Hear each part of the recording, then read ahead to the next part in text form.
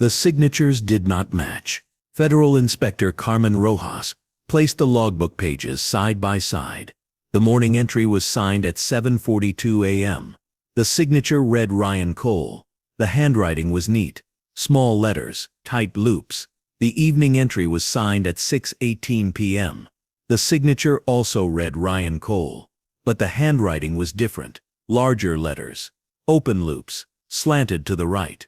Two signatures, same name, different hands. The Peterbilt had been found in a salvage yard outside of Tulsa, Oklahoma. The yard owner was processing vehicles for scrap. He found the truck buried under a pile of wrecked cars.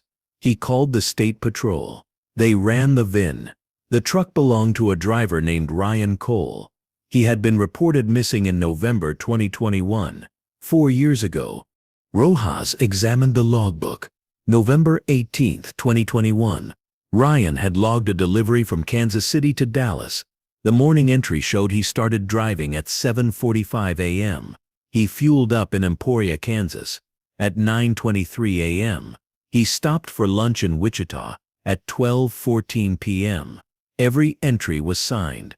The handwriting was consistent, small, neat. Then at 3:47 p.m., the handwriting changed. The signature was still Ryan Cole, but the letters were different, larger, less controlled. The evening entry at 6:18 p.m.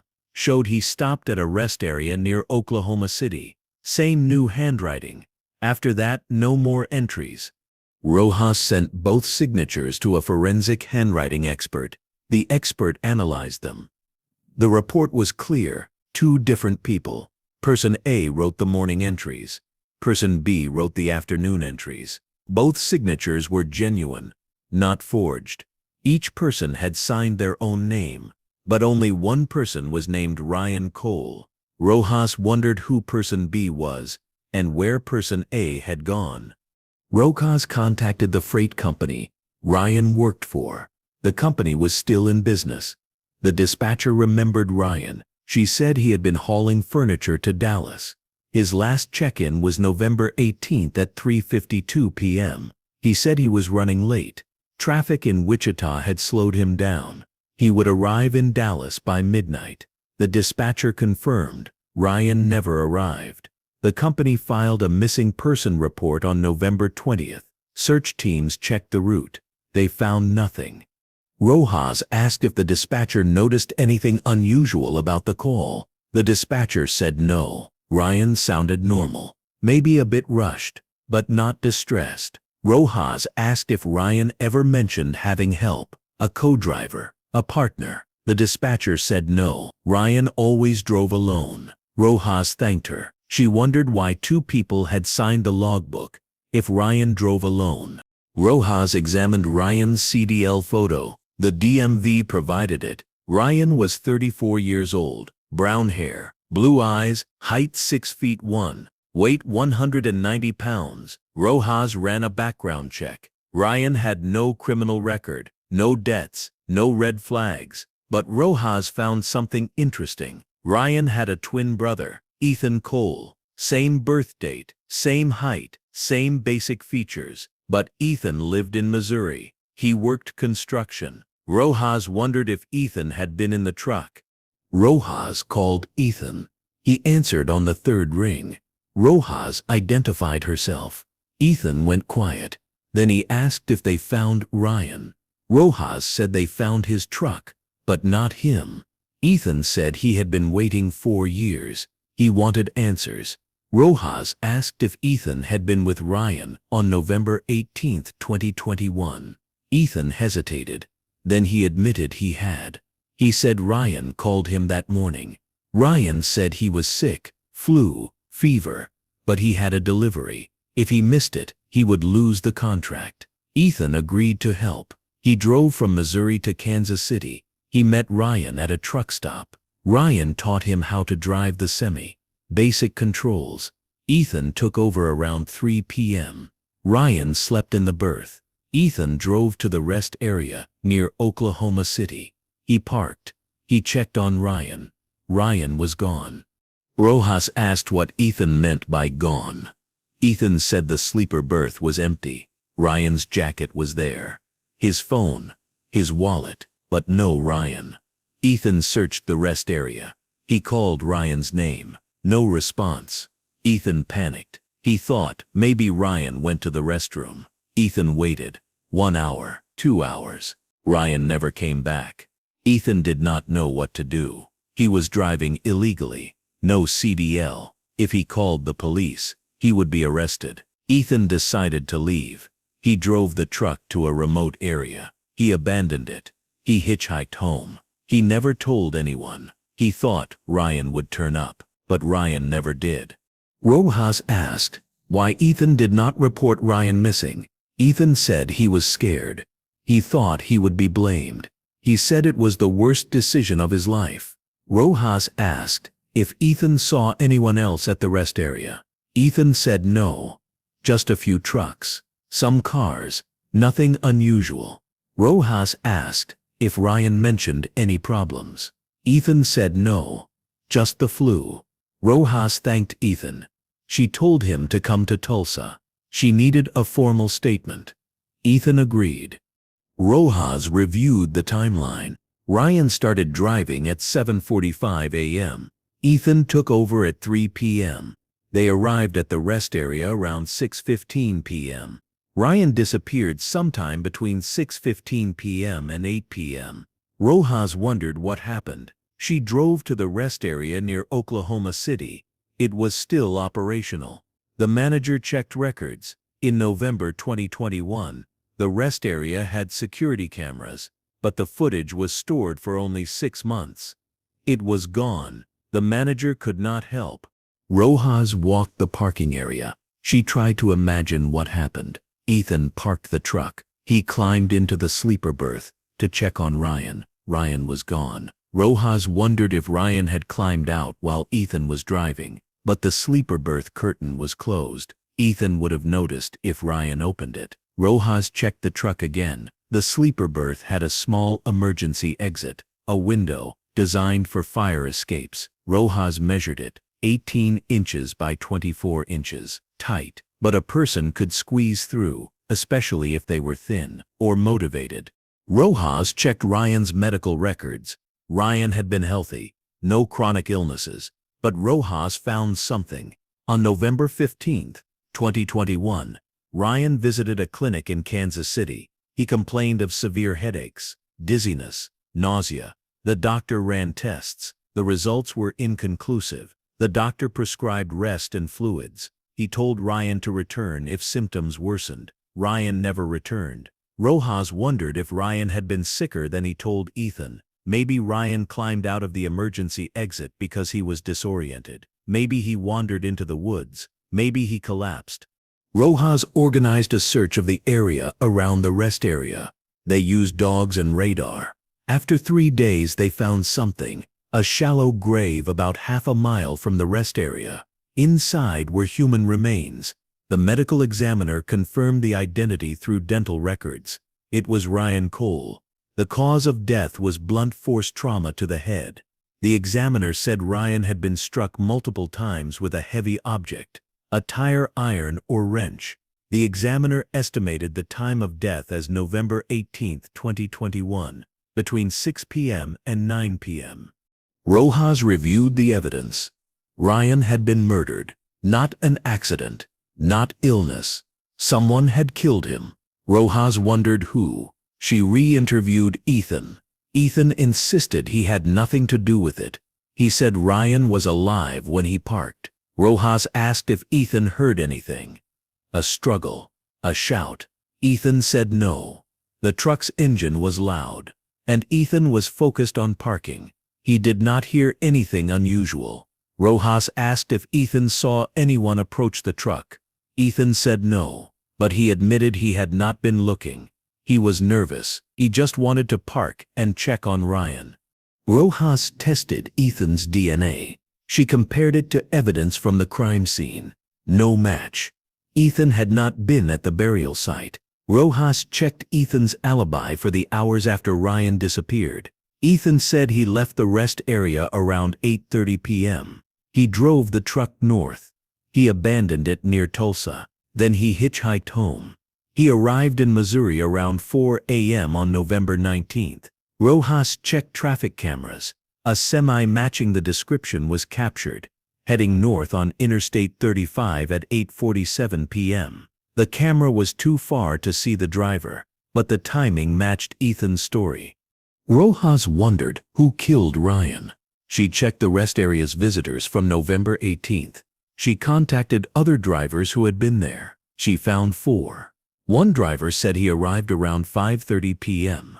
He parked near the restrooms. He saw a Peterbilt with a furniture trailer. The truck was idling. The driver assumed someone was sleeping. He used the restroom and left. Another driver said she arrived around 6:45 p.m. She saw the same Peterbilt. The truck was still idling. She noticed someone walking near the truck. A man. He wore a dark jacket. She could not see his face. The man walked around the truck. Then he disappeared behind it. She did not think much of it. She left around 7 p.m. A third driver said he arrived around 7:30 p.m. He saw the Peterbilt.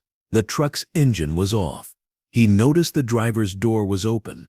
He thought it was odd, but he minded his own business. He left around 8 p.m. A fourth driver said she arrived around 8:15 p.m.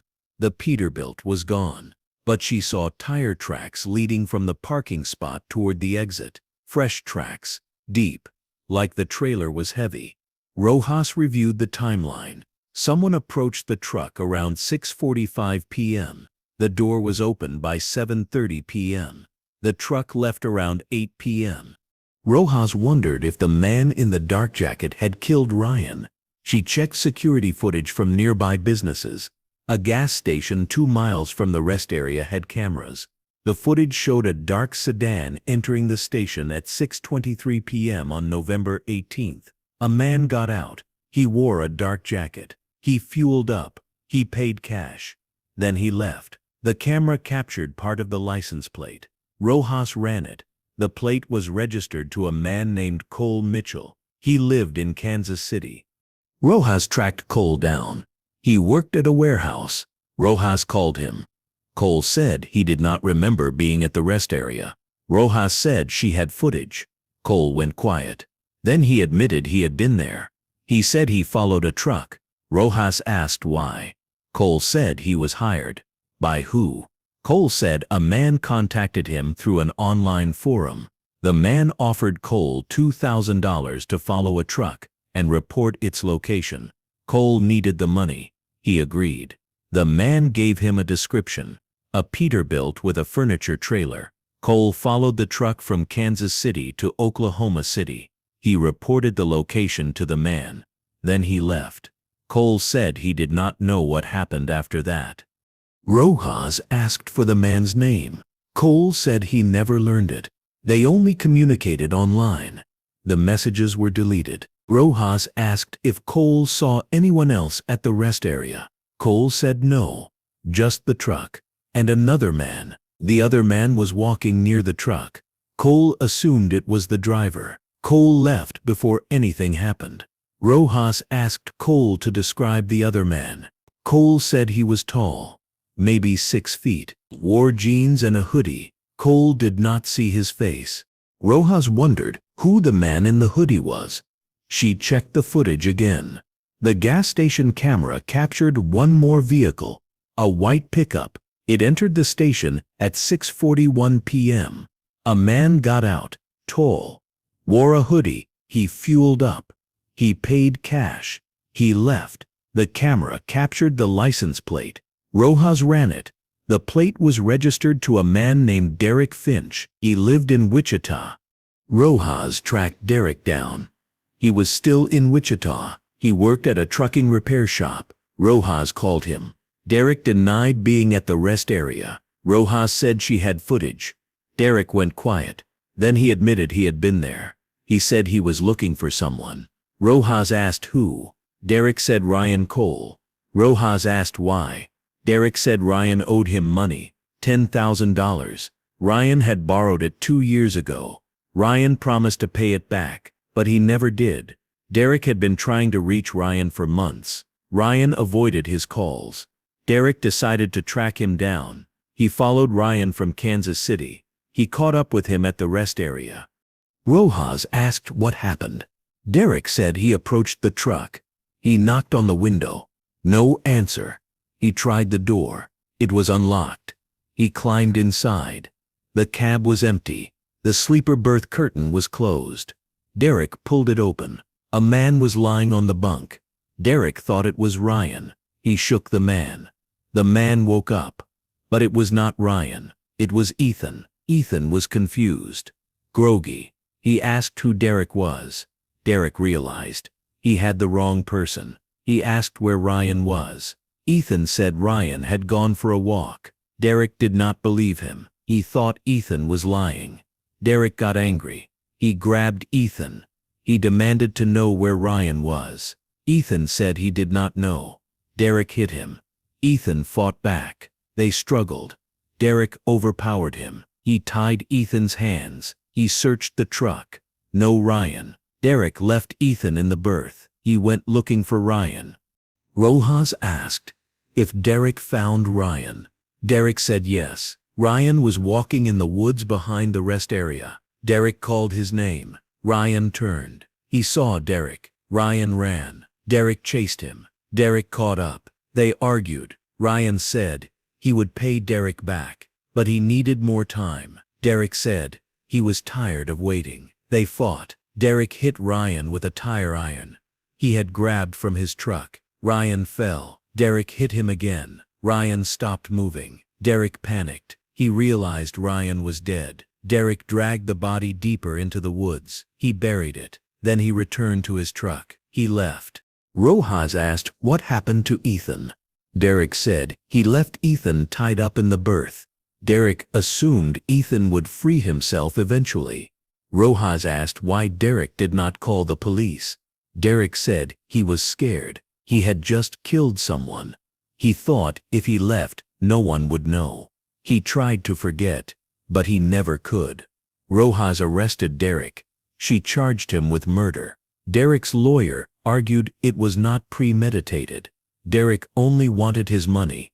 But the prosecutor said Derek had brought a tire iron. He had planned to use force. The jury agreed. Derek was convicted. He was sentenced to 30 years. Rojas returned to the rest area. She found Ethan's account confirmed. The rope Derek used was still in the truck. Forensic tests matched the rope to marks on Ethan's wrists. Rojas asked Ethan why he did not report being attacked. Ethan said he was scared. He did not know who Derek was. He thought Derek might come back. Ethan freed himself after an hour. He checked the rest area for Ryan. Ryan was gone. Ethan assumed Ryan had left on his own. Ethan did not know Ryan was dead. Rojas said Ethan should have called the police. Ethan agreed. He said his fear had clouded his judgment. Rojas closed the case. But she kept thinking about the two signatures, the morning entries by Ryan, the afternoon entries by Ethan. Two brothers, one trying to help, the other trying to survive. Ryan had called Ethan because he was sick. Ethan had agreed because he loved his brother. But that decision led to a chain of events neither could control. A creditor tracking Ryan down, a confrontation in the woods, a murder that left Ethan alone, wondering what happened, carrying guilt for 4 years. Ryan's family held a funeral. Ethan attended. He spoke about Ryan. He said Ryan was generous, always helping others. Ryan had helped Ethan many times. The one time Ethan helped Ryan, everything went wrong. Ethan said he would carry that guilt forever. The family forgave him. They said it was not his fault, but Ethan did not forgive himself. Rojas attended the service. She thought about the logbook, the neat handwriting in the morning, the messier handwriting in the afternoon. Two people trying to complete a journey. One never finished. The other finished but wished he had not. The signatures told the truth. Two people, one truck, a delivery that ended in death, and a brother left behind to sign his own name, where his twins should have been. Some mysteries solve themselves when handwriting tells the truth. that words cannot. Two signatures, same name, different people. A brother who tried to help, and the debt that killed them both.